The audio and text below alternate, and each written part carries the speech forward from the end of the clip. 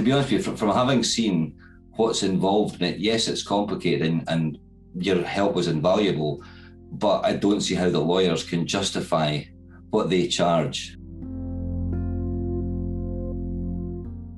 My name's Andy Gowdy. My father-in-law passed away in July, at the end of July, and my wife's the sole beneficiary. I realised we had to get a certificate of confirmation before we would be able to sell the property.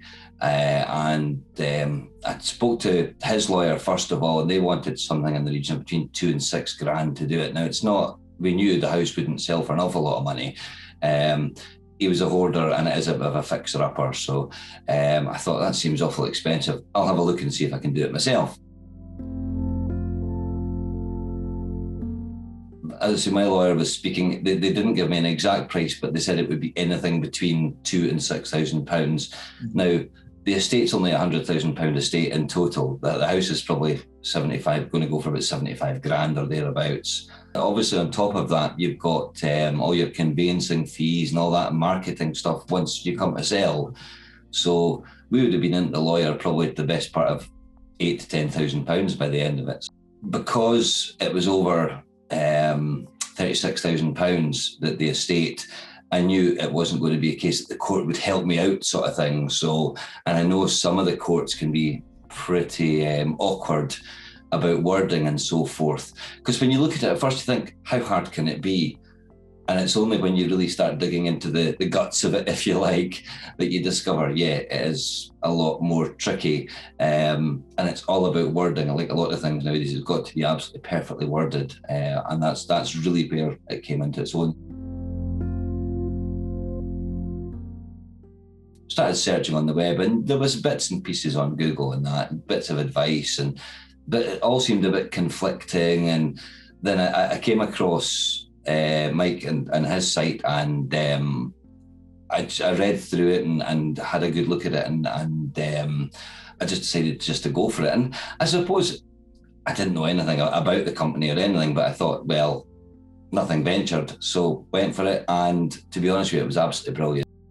The information and the guides that they sent through really made a huge difference. I was able to go through the process relatively painlessly. And then once I completed it, sent it over for them to check. And Mike came back with a couple of suggestions. I changed a couple of things, sent it in, and it was accepted first time by the court.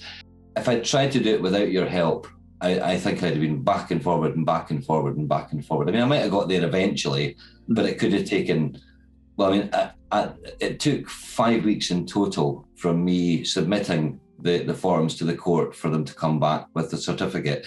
But that's because they've got a bit of a backlog in Dundee at the moment. I don't know what it's like elsewhere. But if I'd been trying to do it myself without your guidance and help, it could have taken months. So in fact, I know somebody that's trying to do it themselves at the moment, and they decided they just wanted to do it, and they've had it knocked back twice so far. So it just shows you what a difference it really makes. And you know what it's about? It's not just about the money, it's the stress. Mm-hmm. It's just being able to, there's enough going on, particularly when you've lost somebody, there's enough going on aside from having to worry about doing paperwork right, and what if I make a mistake? Is it going to cause me trouble or problems? We saved probably anything about £3,000 or £4,000 by doing it with you guys' help. So, you know, that's a significant amount of money. I would absolutely use these guys again. I would have no hesitation whatsoever in recommending it to anybody. So hopefully that helps, and anybody making a decision, go for it. Definitely worthwhile, and I would recommend you guys to anybody.